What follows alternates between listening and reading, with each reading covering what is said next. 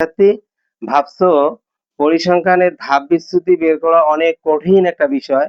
না, পরিসংখ্যানের ধাপ বিচ্যুতি বের করা মোটেও কঠিন বিষয় নয়, অনেক সহজ বিষয়। এর আগে আমি পরিসংখ্যানের তোমাদের সংক্ষিপ্ত পদ্ধতিতে গড় নির্ণয় শিখিয়েছিলাম, আমার আগের ভিডিওতে আছে। তো এখানে দেখতে পাচ্ছ যে আমি জাস্ট আজকে শুধু তোমাদেরকে ধাপ বিচ্যুতিটা বের করা বোঝানোর জন্য আমি এখানে একটা সারণী তৈরি করেছি। তো এখানে তুমি যদি 7টা বা বেজোড় সংখ্যক থাকে, 8, 9টা, 11টা বা 5টা, তাহলে ঠিক মাঝে তো সংখ্যা পাচ্ছই। আর যেহেতু এখানে ঠিক মানে সমান সংখ্যক জোড় সংখ্যক আছে, 1, 2, 3, 4, 5, 6, 6টা আছে। তো উপর থেকে 2টা বাদ দিয়ে নিচ থেকে 3টা বাদ দিতে পারো, বা উপর থেকে 3টা বাদ দিয়ে নিচ থেকে 2টা বাদ দিতে পারো। এই অনুমিত গড় আমরা যাকে বলি এ, আনুমানিক গড়, এটাকে ধরলাম আমি এ।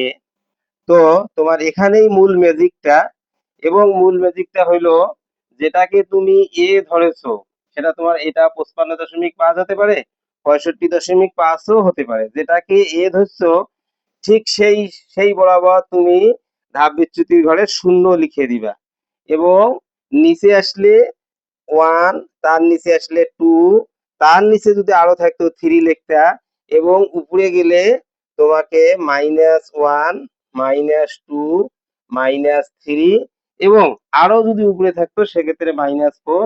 এভাবে ধাপ বিচ্যুতি কোনো হিসাব ছাড়াই, কোনো ক্যালকুলেশন ছাড়াই তুমি বের করতে পারবে। এরকম আরো মজার মজার গাণিতিক যুক্তি পেতে অবশ্যই চ্যানেলটি সাবস্ক্রাইব করবেন, এই অনুরোধটুকু রইল। ধন্যবাদ।